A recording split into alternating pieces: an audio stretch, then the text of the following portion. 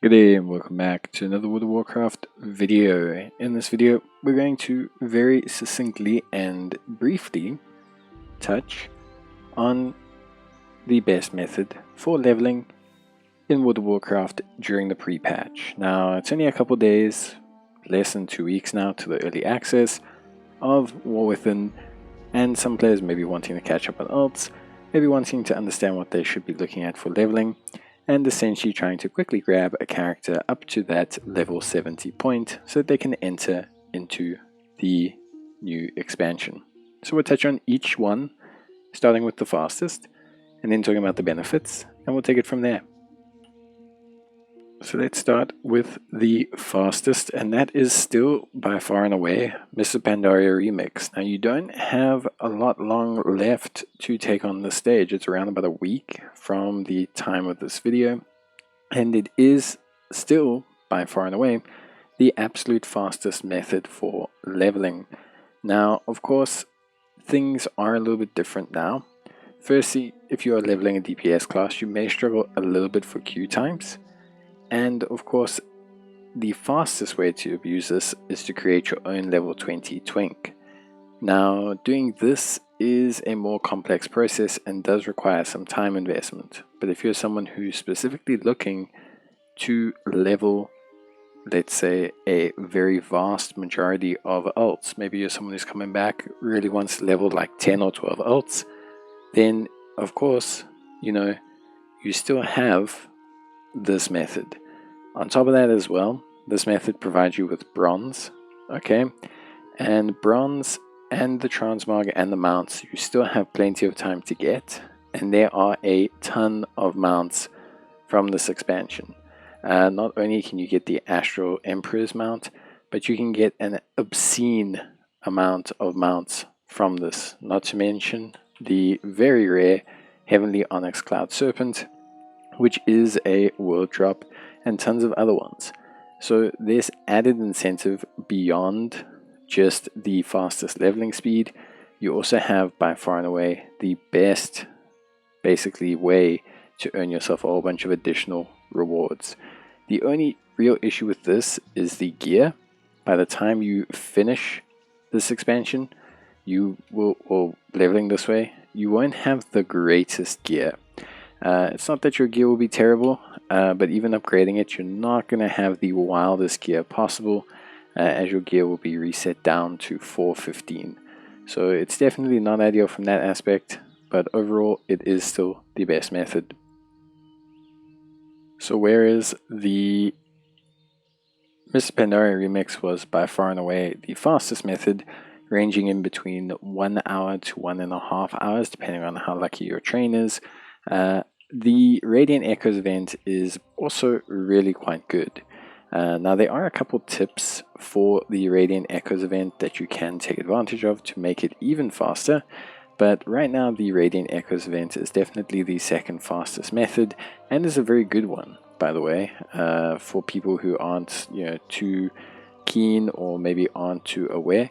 It is still by far and away a very good method for leveling, and it has some added bonuses. So one of those bonuses is obviously the gearing.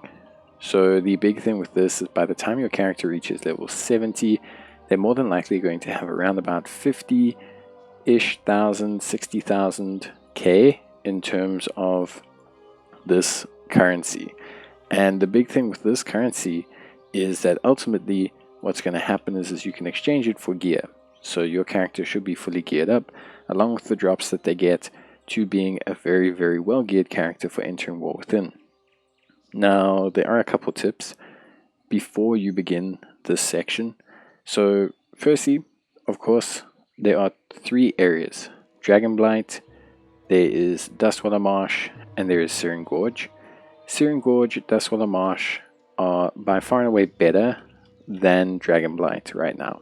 So, Dragonblight's a very wide area. The objectives are actually pretty hard to do for a lot of the quests, and so it's actually easier to join in to Dustwater Marsh and Searing Gorge. So if you're at Dragonblight, just skip, move to another ult, or level an ult through Mr. Pandaria or something. It is just better for you. Secondly, on top of that as well, there is also, of course, some tips for the actual event itself. So firstly, when you are taking on, don't really tag bosses when you are below the max level, as you just kind of search their health a little bit, group up with other players, make raid groups, and essentially just try to join in, especially if your server is not populated. Try and look in the LFG. If you are below level 50, this isn't possible, but maybe you have a friend who's max level or above level 50, and they will benefit from it for you. Then, of course, you can also take advantage of buffs, like the Dark Moon buff, which is very, very good. And essentially, like I said, avoid Dragonblight, and make sure that your character is not elected for Chromie time, as this will, to a certain extent, cause you some issues. So Chromie time is a little bit iffy right now, so when you start your character, don't select any Chromie time, and just sort of leave it and go straight into the event. So yeah, but the big advantage of this one compared to Mr. Pandaria is, whereas Mr. Pandaria will give you lots and lots of cosmetics and mounts, this method will make your character a little bit slower to max level, depending on your train, but your character will be well geared for the beginning of the War Within, with gear that should last them roughly until level 75, which ultimately helps. Not to mention there are still some pets and mounts you can get, so it is really good from that aspect. And last but not least, let's talk about Chromie time. So Chromie time obviously is selecting an expansion and leveling from 10 to 70. At this point in time, there is an issue whereby you'll be kind of kicked out at level 60, 61, and you'll have to go and do your last couple levels in Dragonflight. I assume they will fix this very shortly. If not, it's already fixed. So don't panic about that too much. Now, Chromie time, unfortunately, is definitely the slowest method right now. It's not actually that slow. Traditionally, Chromie time with a whole bunch of XP buffs, we're looking at about 7-8 hours. Especially now with dragon riding being added in, it makes it way faster, because from level 10 you have access to dragon riding, but it is still the slowest area. Now there are definitely routes and things that you can do to make it faster, and we'll talk about that I think a bit closer to or during the War Within expansion, because we'll see how things change. But I think really right now, like for me, this is the slowest method. There's nothing wrong with this method. It's probably the best method, especially as a new player. Although you may want to speed level to get to the War Within, you can still very much get to there during this time while doing this. And especially if you're like new, haven't played WoW in a while, I do recommend this the most, because you get some kind of lore, especially if you do Dragonflight for your first time. But right now it's the slowest method, and there's no additional gains that you get. So there's no specific transmog, specific gear. Obviously you gear up naturally, you get transmog naturally, but there's no like temporary benefits.